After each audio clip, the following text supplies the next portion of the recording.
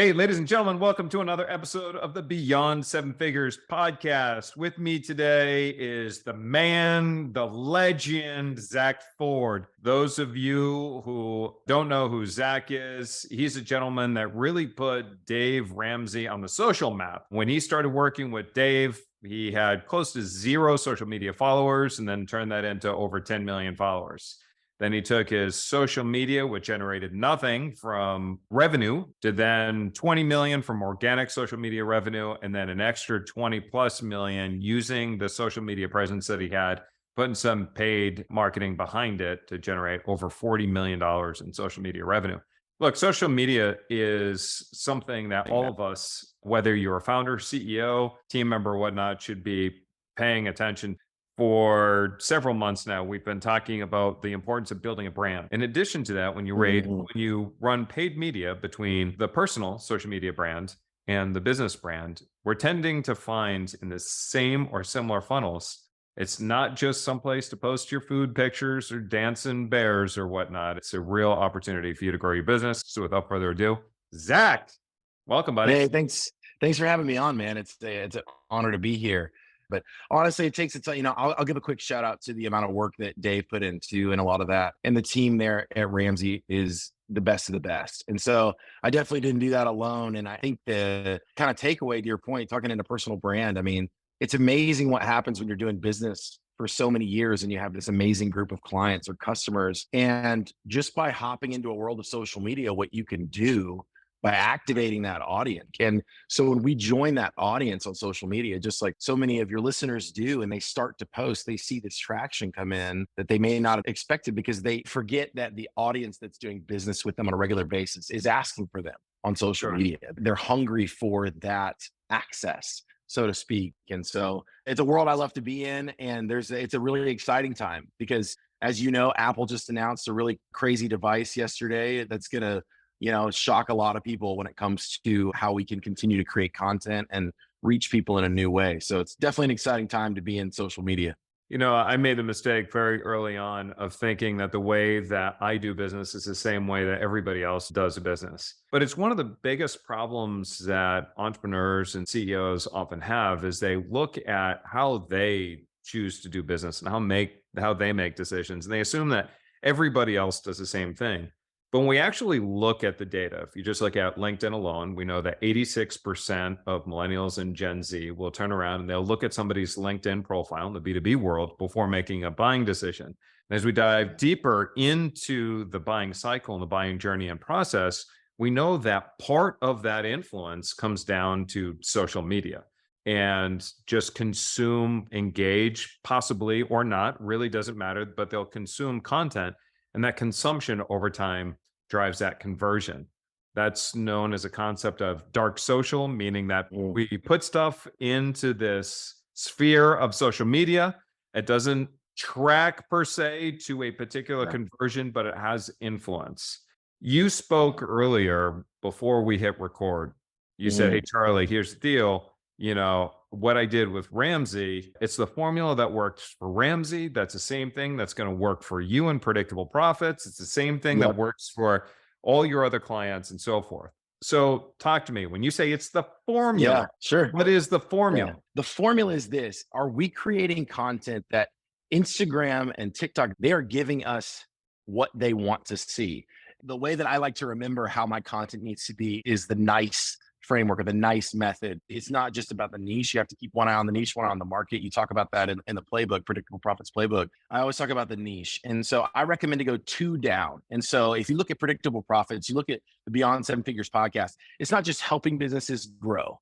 It's helping businesses go beyond seven figures. It's a layer beneath business. And so it still gives you tons of freedom to play and be dedicated and find new concepts where it's AI, but be niched down. The next should be inspiring, and not just, that sounds, vanilla to say be inspiring, but really inspire action with your content. In a lot of ways, insider baseball, we call this providing value. Is your content giving me something that I want to take and do something with it? Whether it's start a business, whether it's implement strategies to help grow my business. And so if your content is based on a niche, we look at Dave, it's not just money, it's getting out of debt. It's a layer beneath just, I'm going to help you with money. It's, I'm going to help you get out of debt quickly. And here are the tools and strategies to do that. Is your content inspiring action?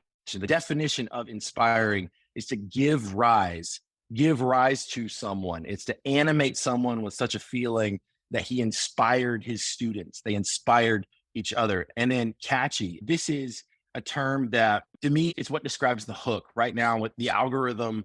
Us individuals, we love a video that has a before and after. It has a sense of what's going to happen. I bet you guys have never seen this before, or I don't know who needs to hear this. These are all lines that people start to use to create a sense of expectation. And I'm going to stay and watch the rest of the video. So is your content catchy? Does it have something in it Mhm. that has been thought through, that's creative, that's different than just someone, if you're thinking it through like, on how do I help my audience remember this? How do I help them walk it through? And then the last thing I would say is your content entertaining? None of us are generally on social media. LinkedIn is the outlier. So remember that, one of the most strategic plays that a business has. We are there to be entertained. We're there to kind of be tricked into learning, so to speak. And so that's why those hooks are so important. Find ways to make your content enjoyable and engaging. And I'm here to say that if you don't make it better, the result is that you could be making million. It could be the linchpin to give your business, the boost that it needs in the down times. So yeah, I like to call it the nice method. It's niched, inspiring, catchy, and entertaining. The entertaining part with LinkedIn is a little bit different because, as I said, LinkedIn's the outlier because a lot of us are there to do business. We are there to find a job opportunity or to build new business. But if you notice on LinkedIn, the posts that are winning and getting distribution follow the same framework. They are entertaining, they are specific to Yeah. a niche. I would encourage the listeners to really dive in and start to learn the platforms and the dialects of the platforms. It's like, especially as you talk about, CEOs that are speaking out more, spend time consuming from a relaxed standpoint, but also from a studious standpoint. Take note on, why did I watch this video before I watched that video? Or, I like her profile picture because I can actually see her face versus, someone who's far away. What are these haters that we want to mimic to win? What do you say to our listener right now that is saying, Zach, I've been on social media, I've, posted content and so forth. And, sometimes I get 2 likes, 3 likes, and so forth, but I've been doing this for a while and it never seem to get traction. I feel like it's a waste of my time. How do you respond to that? I have to backtrack to the heart of why you're doing what you're doing. And as an entrepreneur myself, I know that we all have this innate sense of what winning looks like, And a lot of times that frustration comes from, a place of, I feel like I have a picture of what winning looks like and I know I'm not doing it, and so I'm demotivated. A lot of us entrepreneurs are very motivated by competition and success, but I have to go back to, if you can't care about the 1 and 2 likes, it's going to be really hard to care about the 100 and 200,000 likes.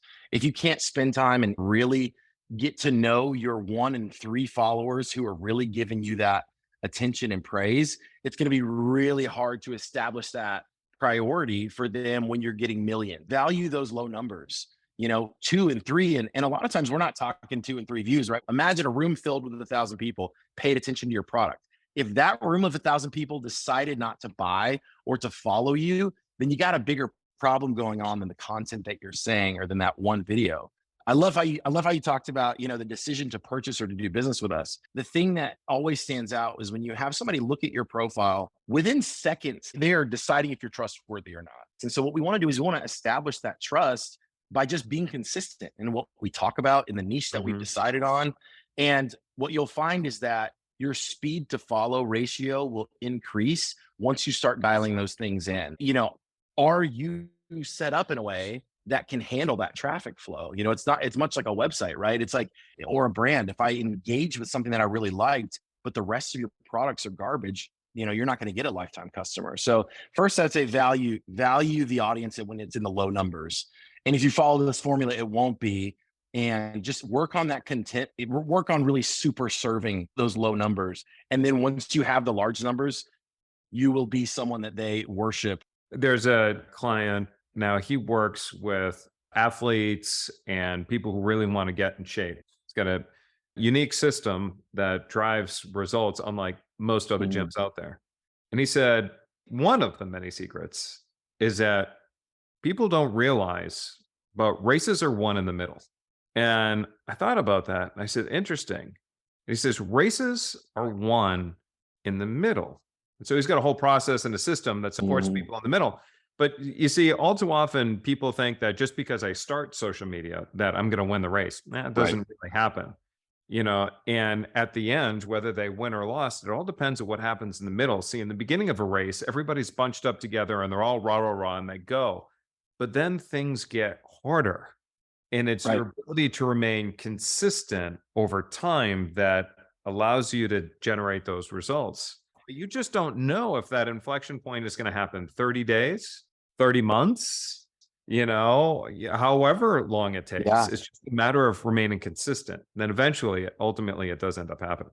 I would say along that ride too, are you bringing along with you a group of individuals that you trust? That's why you and I value the principle of having a coach or someone in your life who can help you see an accurate reflection of what's happening. There's been situations where I've worked with individuals where they're not good on camera. They may be doing 100 videos where they just not engaged and they haven't done anything to get better, or they may have something that is really, they really just don't like being on camera, and so they're shy from the lens. But without bringing somebody in to say, hey, man, all you need to do are make these couple tweaks. I've seen accounts go from nothing to booming because they started telling a story and they used visual graphics to show Yeah. that. And they got someone else to help them unlock that desire that they had. And so many times we get isolated and we think we know all the answers. And, sometimes you need a coach who can sit there and say, hey, we don't need to make many changes. You just need to get your swing right. Drop your arm a little bit and take a crack at it, Right. If it's something I always recommend individuals is, find out who your gang is as you start to do social media content, especially as an owner, founder. Who are the other individuals that you've done business with that are also trying it out and doing it? And how can you guys get together and link arms and kind of push and shove each other and go, hey, did you see this video? It got 1,000 views. And someone tells you, oh, you would have gotten 20,000 videos had you been looking at the camera, and just razz each other in a way to achieve this growth. And so many times we are doing it in a vacuum. Yeah. And it's as simple as sending a DM to someone that you really maybe even like and go, hey, I'm really kind of new at this. What can I do to, get better? That honest feedback. And so get a second opinion from someone, even if it's a friend, on, Yeah. what you can do to bust through that ceiling. All right. So I've got a bunch of questions. So, buying followers and likes, what's your thoughts, opinions, and what happens if you have done that in the past? So I think that the main thing to know is that I understand that it's tempting, especially when we are wired to impress. We are wired to be impressed, so to speak. The first thing a lot of us do is we go, oh, are they verified? And do they have a lot of following? Cool. We'll do business with you, especially B2B. But the thing that I would challenge, it kind of goes back to that initial point of, you really have to care and be authentic in the front place, value that authenticity. Nobody Yeah. wants to be that guy who has 1 million followers and can't sell a t-shirt.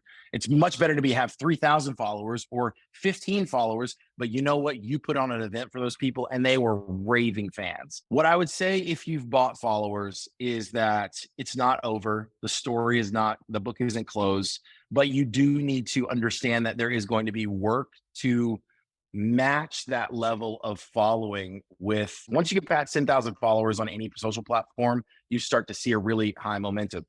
If you've bought that initial 10,000, that rule still applies. Well, thankfully we still get another chance, and you have to start from ground zero and go, what is it that's going to take this brand from 1 to 10,000? And it comes with good content and consistency.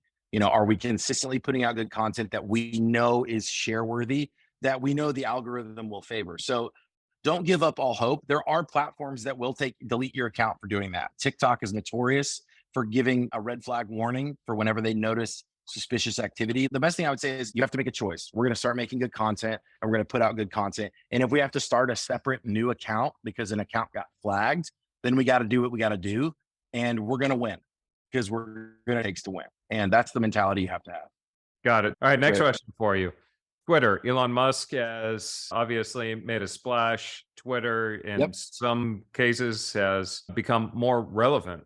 So, Sure. are you bullish or bearish on Twitter? I'm patient with Twitter. I think we have to find ways to engage multiple demographics with that platform. It has to bridge beyond 40-year-old dudes. Yep. It's got to. And so to me, I'm patient with that. I think Elon's the guy for the job, truthfully. because he understands the value of creating important and engaging and entertaining content. So I'm hopeful for Twitter because I think that they have the tools. Their video tool is great. It's very clean. Everything looks really good. The interface is really clean, but the behavior has to map to that, right? We're Yeah. spending a lot more time on Instagram and TikTok. And for Twitter to win, they've got to get our time back. Well, we also know, Twitter has, for whatever reason, it's the topic of Twitter has become political. Not that Twitter has become political, Right. but Elon announced recently that he's going to open source Twitter's code to be truly transparent and show, Right. there is no suppression and that there is no, with this whole talk about hate talk and blah, blah, Sure. blah. He's going to reveal, like, here is the code. Right. And when he did that, he also challenged, he goes, I am going to reveal everything and be fully transparent. Will Yep. Facebook do the same thing? Will Instagram, Yeah. TikTok No. do the same thing? And Yeah. we'll find that maybe some of those other organizations are more political than we thought. But, Right. it's going to be interesting. It's going to redirect a conversation around that. When we look at AI right now, a lot of people are using Yep. AI to create content for the social media profiles. Are you bullish or bearish on using AI to create content? Honestly, I think that, it's something that you and I have talked about before in the past. And listen, AI, you're not going to compete with AI. You've said that in the past. You're not going to compete with it. It's about how you wield it. How many times have we as a community looked at a piece of technology? If it's not AI, if it's not VR, something's going to take us out. So I would say if you're creating content with AI, edit it, inject your personality, use it to do the stuff, but don't remove critical thinking, the creativity side. Don't not build relationships with people. Find a way to wield it in your voice and in your way. I think that's going to become essential because it's going to Sure. take a lot of people right now who are solopreneurs and take them and 10x their business revenue because all of a sudden they can hit three buttons and hit SEO on Google that they Yeah. never would have hit, but they were able to edit it and inject their personality. And so I think right now it is a must for businesses. You're going to lose if you don't find ways to innovate with it. The tools are getting better. They're not where they will be yet. Photoshop just launched generative AI for images on Photoshop, and it's not as good as you think it would be. Yeah. But the fact that I can use the Photoshop tool and highlight the area that you guys can't see right now, and it generates this feeling is very usable from a content production standpoint because we got a Sure. photo of us together and it's just our heads, but we want to look normal. It's going to be very useful for the creative and design world to act as a superpower. So you should be using it, but don't lose your soul. Make sure that your content still has soul. Got it. So use AI, but still leverage, the creativity, the critical thinking and whatnot. Put it in your own voice. And Put it in your own voice. Yeah. TikTok as a business application, bullish or bearish? Oh, I'm all in on TikTok. Absolutely. Because here's the thing. The reason why TikTok is powerful for businesses is because if you adopt the mentality that there's a platform that has gotten more hits than Google can't help you, you got to use it to know it. And what I will say is there is a lot of people winning on TikTok in business. So again, don't draw the line in the sand because it's where the consumer is right now. It's where the Yeah. attention is. TikTok is definitely aged up. I'm using it. You're using it. They are actively trying to make it better for us as creators. TikTok, the one social platform right now where you can get away with getting success over a 90-second video. The algorithm is still prioritizing, if they notice creators keep uploading videos, we'll share those videos out. It doesn't mean we're staying to watch the whole video, but it does mean that they're making a home and really taking a stab at YouTube. So TikTok, I'm so for it. I think it's a great tool to have in your arsenal, and it's going to continue to evolve. Banned in Montana now, so that's interesting. But Yeah. I think it's a great place to innovate and a great place to create. I have a client who over a year ago, he's sending me messages over the weekend and he goes, I don't know what's going on. I think our website got hacked. Now all of a sudden their warehouse is saying we ran out of all our inventory. And he's going, what the heck is actually going on here? He's thinking it's some sort of Russian hack or whatever it might be. All of these orders are coming in. He doesn't know where it's coming from. It's just a massive spike. He's like, but the weird thing is the credit cards are processing and they look like legitimate orders. Well, as he went deeper and deeper and deeper in the analytics and started asking people, where did you hear about us? Come to find out, there was a TikTok user that shared a story about the before and after use case of this particular gentleman's product. And this woman's TikTok video went viral. And as a result of going viral, it just went nuts. And everybody went to Wow. this guy's website, bought out all the products, and so forth. So then part of growing and scaling a business is saying through what we call the OSI method: optimization, systemization, and innovation. So the first step being optimization. He says, okay, so this person's video went viral. Now that worked out really good. As we restock our website, let's get in contact with this woman and see what we can do about having her become an influencer and get paid for some of these endorsements. How can we sponsor the video, take the video, put it on other platforms, have other influencers create other similar videos like this, and so forth? Mhm. That has continued to be a massive growth strategy for them. It's one of the biggest hurdles that I'm facing right now is taking these amazing audiences we're building. We're building hundreds of thousands of views on these video content.